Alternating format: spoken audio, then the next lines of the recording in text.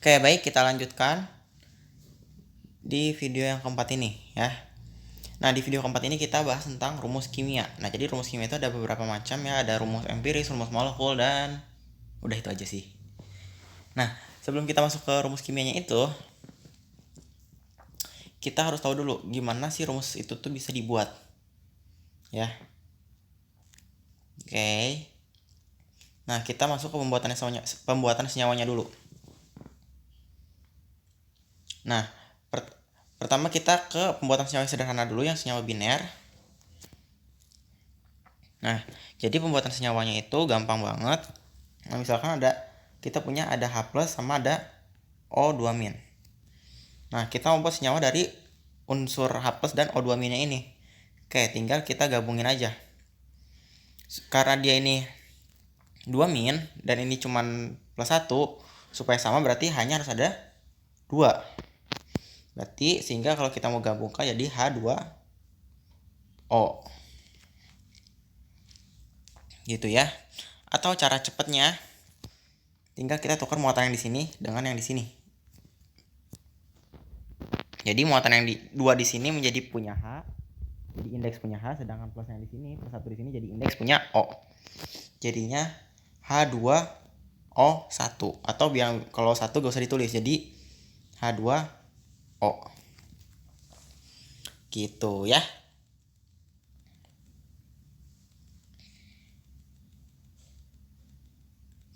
Nah, terus kalau kita punya Al3+ dan O2-, kita mau buat senyawa dari Al3+ dan O2- ini.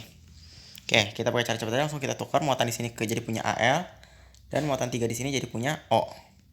Jadinya Al2O3.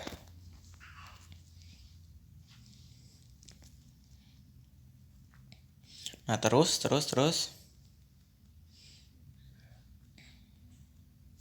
kita punya Ca2+ dan O2-. Oke, kita tinggal tukar muatannya ini jadi punya di sini, dan ini jadi punya di sini. Jadi Ca2O2. Oke. Jadi yang ditulis duluan itu harus si kationnya dulu ya, yang harus ditulis, gak boleh anionnya dulu. Nah, ini karena dia di sini masih bisa diperkecil, kita perkecil, dibagi 2. Jadi CaO. Gitu ya. Oke, sisanya bisa kalian coba-coba sendiri ya. Nah, sekarang kita gimana cara membuat senyawa poliatomik. Nih, misalkan kita punya senyawa K, N, dan O. Kita suruh menentukan itunya berapa. Kita disuruh menentukan senyawanya jadi apa. Apakah langsung, oh ya, karena K itu positif, N itu 3-, dan O itu 2-. Jadinya gimana tuh? Kalau kita pakai yang tukar-tukar tadi, gak bisa ya. Atau enggak, supaya gampang langsung aja, langsung KNO. Oh, tidak bisa ya, gak bisa kayak gini. Jadi kalau senyawa poliatomik, jadi dia tuh punya perbandingan tertentu untuk setiap unsurnya, dan urutannya juga gak bisa sembarangan. Sebelum itu kita bahas dulu tentang keelektronegatifan ya. Oke, kita masuk dulu ke materi keelektronegativitasannya ini. Nah, jadi kalau untuk jadi sebenarnya keelektronegativitasannya itu dia berkaitan dengan senyawa. Jadi untuk menentukan siapa yang ditulis duluan. Nah, keelektronegativitasan itu adalah urutan unsur suatu senyawa dari elektronegativitas tertinggi dan terendah. Nah, kalau unsur yang elektronegativitas tertinggi itu dia memiliki bilox minus, dan yang terendah itu biloxnya positif.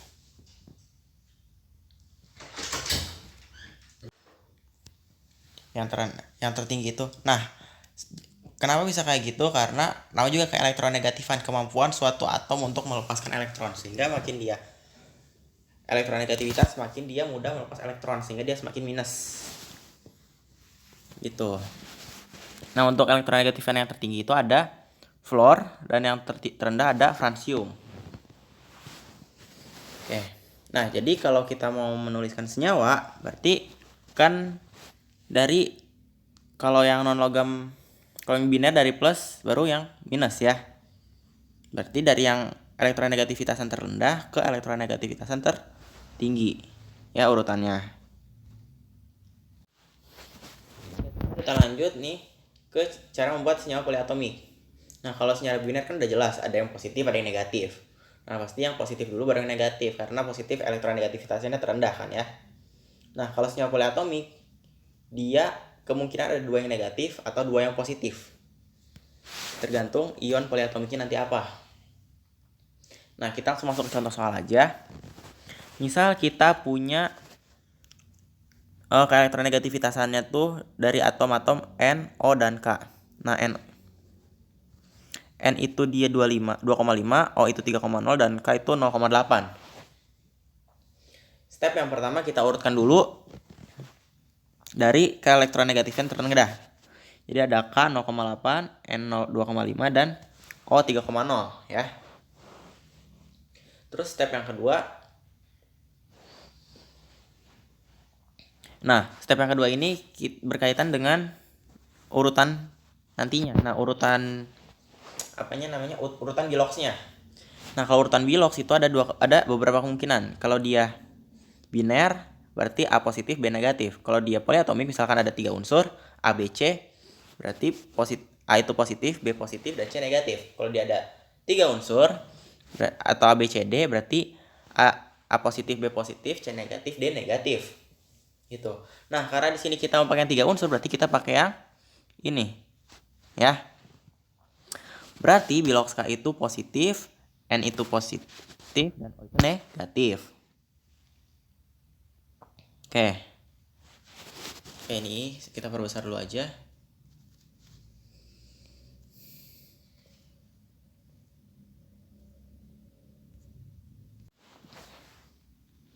Oke, nah tadi tuh berarti yang di sini positif, negatif. Oke, kita tulis dulu yang biloxnya udah pasti. Nah, yang biloxnya pasti itu yang ada di ujung dan ujung. Nah, ujung dan ujung ini dan ini kan ya. Oke, bilox K itu adalah plus 1.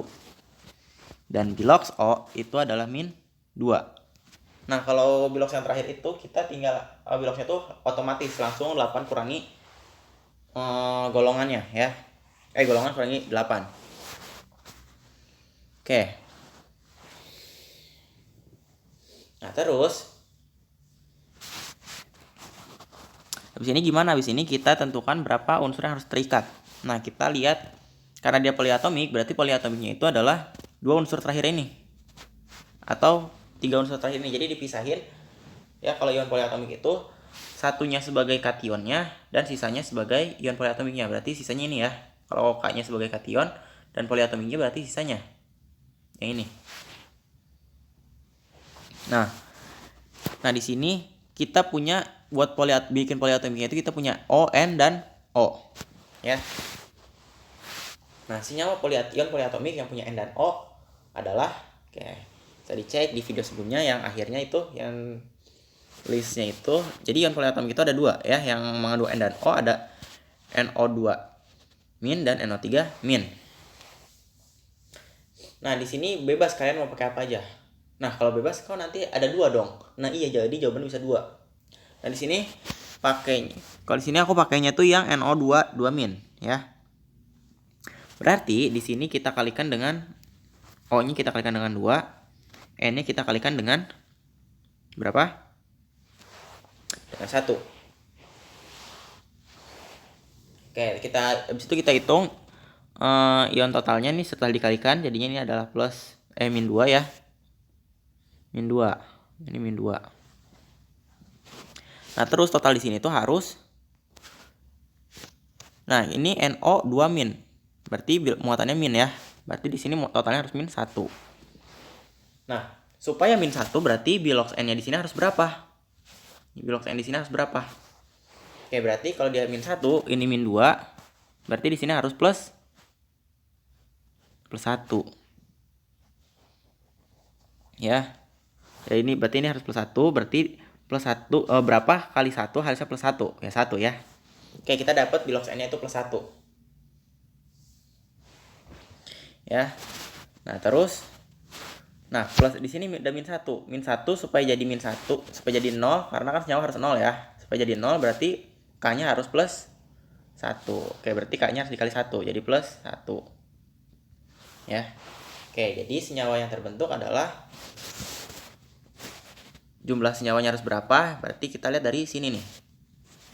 Dari pengalinya ini. Berarti jadinya K-nya ada 1, N-nya ada 1, dan O-nya ada 2. Gitu. Ya. Nah, kan kita bisa aja nih. Kita udah tahu unsurnya kayak gini. Kita gak usah pakai cara ngitung-ngitung ribet kayak gini. Langsung aja Kak ditambahin sama ini atau ini. Boleh gak? Ya boleh sih, cuman Butin itu minta kita pakai cara perhitungan kayak gininya. Gitu. Oke, paham?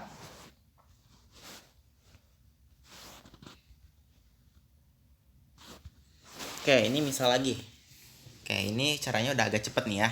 Udah jago kan ya? Oke, kita punya SOK. Elektronegativitasnya kayak gini. Nah, kita tuliskan dari yang urutkan dari yang elektronegativitasnya terendah. Berarti dari KSO. Nah, karena dia ada 3 apa? Apa namanya teh? Ada 3 unsur, berarti urutan biloxnya plus plus min. Nah, berarti nanti plus biloxnya plus ini min. Nah, kita tulis yang biloxnya udah pasti. Yang udah pasti itu K. Nah, itu adalah 1 dan O adalah min 2. Nah, kita nggak tahu nih ya S-nya ini berapa. Oke. Ion poliatomik yang ada S dan O, berarti ada 2 kemungkinan. Ada SO4 2 min dan SO3 2 min. Di sini kita pakai yang SO4 2 min ya. Oke, kita tulis ini muatannya min 2. Nah, terus SO4 2 min berarti O-nya ada 4 dan S-nya ada 1. Oke, berarti total muatan O-nya ada min 8. Nah, supaya jadi min 2, berarti di lokasi ini totalnya harus plus 6 ya, supaya jadi min 2. Oke, berapa kali 1 hasilnya plus 6? Berarti plus 6 ya. Oke, di sini kita udah dapat muatan totalnya min 2, berarti K-nya itu harus berapa supaya jadi stabil? Berarti harus plus 2. Oke, K itu muatannya plus 1. Nah, supaya jadi plus 2 kita kalikan dengan 2. Ya. Oke, berarti urutannya menjadi perbandingannya menjadi K-nya ada 2, S-nya ada 1 dan O-nya ada 4. Jadi senyawanya K2SO4. Gitu ya. Paham? Oke, kalau ada yang mau ditanyakan bisa tulis di kolom komentar. Sekarang kita lanjut ke rumus empiris dan rumus molekul. Nah, sebelum itu kita harus tahu dulu. Sebenarnya dari tadi itu kita bahas rumus kimia. Nah, rumus kimia itu definisinya apa? Nah, rumus kimia itu didefinisikan adalah lambang atau notasi penulisan dari suatu senyawa kimia yang memuat informasi jenis unsur yang bergabung dengan perbandingannya. Makanya tadi tuh KNO3 gak boleh ditulis KNO aja, makanya harus ada perbandingannya. Nah, itu berkaitan sama rumus kimianya, nanti berkaitan sama MR, AR, dan seterusnya. Gitu ya.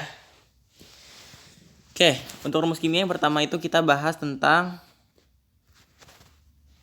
rumus empiris ya. Rumus empiris. Nah, rumus empiris ini adalah rumus paling sederhana suatu senyawa. Jadi hasil penyederhanaan suatu senyawa. Nah,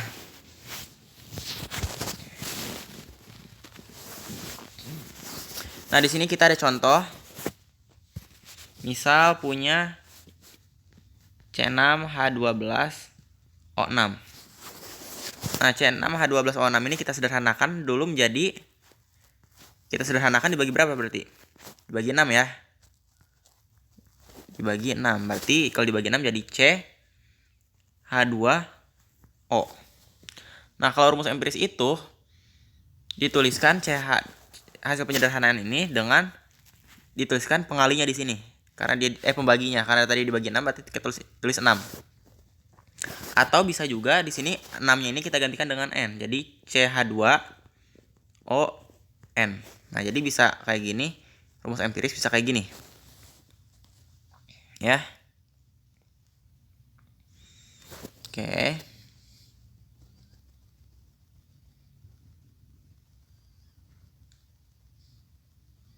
Terus misal lagi ada C2H6. Oke, ini berarti kita bagi berapa? Kita bagi 2 ya. Kita bagi 2 jadinya CH3. Nah, kita tulis pembaginya tadi 2. Nah, atau pembaginya ini kita ganti dengan N. Jadi CH3N. Nah, N ini artinya apa? N ini artinya pengalinya. Jadi pengalinya harus berapa gitu ya. Nah, nanti kalau di rumus molekul kita harus mencari. Kita hanya diketahui ininya, kita suruh menentukan rumus molekulnya. Gitu ya.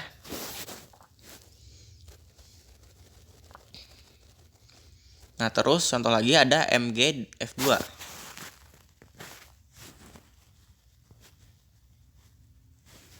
Nah, ini kita bisa bagi gak? Kita bagi berapa? Oke, gak bisa dibagi ya, berarti dibaginya 1. Kalau dibagi 1 berarti ini jadi tetap MgF2. Berarti dikali dengan pengalinya 1. Atau pengali di sini kita ganti dengan N ya. Gitu. Terus contoh terakhir yaitu CH3 COOH. Oke, kalau kayak gini agak menyebar, kita tuliskan aja. C-nya ada berapa? Ada 2. C2. Terus H-nya ada berapa? H-nya ada 4. Dan O-nya ada 2. Jadi C2H2O, C2H4O2. Oke, kita sederhanakan berarti dibagi berapa? Bagi 2 ya, dibagi 2 jadinya CH2O. Oke, berarti karena dia dibagi 2, pembaginya 2, berarti tulis di sini 2. Atau 2-nya kita ganti dengan N. Jadi CH2ON. Gitu deh. Gampang kan?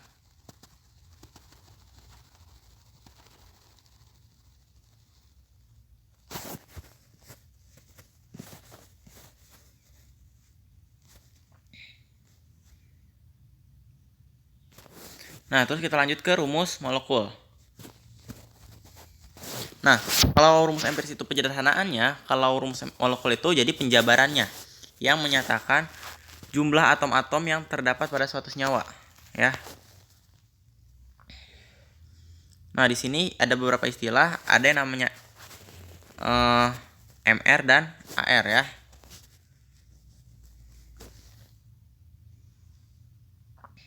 Nah, MR itu adalah berat molekul atom-atomnya, dan itu berat molekul senyawa dari atom-atomnya. Kalau AR adalah berat molekul dari satu atom aja, atau berat unsurnya. Kalau MR berat atom suatu molekul atau suatu senyawa. Misal kita punya rumus empirisnya itu adalah C2H6O2. Berarti rumus molekulnya adalah tinggal ini kita kalikan masuk masing-masing ya. Jadi C-nya kita kalikan, C2-nya kita kalikan 2 jadi C4. H-nya kita kalikan, H6-nya kita kalikan 2 jadi H12. O1-nya kita kalikan 2 jadi O2. Jadi rumusnya adalah C4H12O2. Gitu. Tapi ada juga kasus yang kayak gini nih, soalnya kayak gini. Diketahui rumus empirisnya segini, dan N-nya kita gak tahu berapa. Gak dikasih tahu berapa. Dan hanya diketahui MR-nya. Oke. Jadi, caranya gimana? Caranya gampang. Pertama kita tuliskan dulu AR-nya tuh ada di mana. Oh ya, AR ini kalian bisa lihat di SUB ya. Kalau gak salah di pojok kanan atas, pojok kiri atas ada AR. Nah, kita tuliskan dulu AR-nya masing-masing unsurnya berapa. Baru kita masuk ke perhitungan. Nah, perhitungannya gini. Kan senyawanya segini. Senyawanya ini dan MR segini. Oke, kita tulis jadi AR total semua ini sama dengan 92.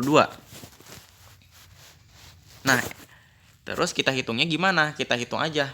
2 kali karbon ditambah 6 kali H ditambah 1 kali O. Nah, karena ini dia dikali kurung gini, berarti nanti totalnya dikali dengan N. Kayak matematik ya.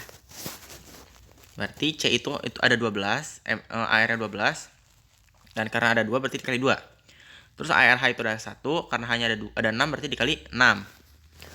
Terus ARO itu adalah 16. Nah, karena O-nya ada 1 dikali 1. Oke, udah.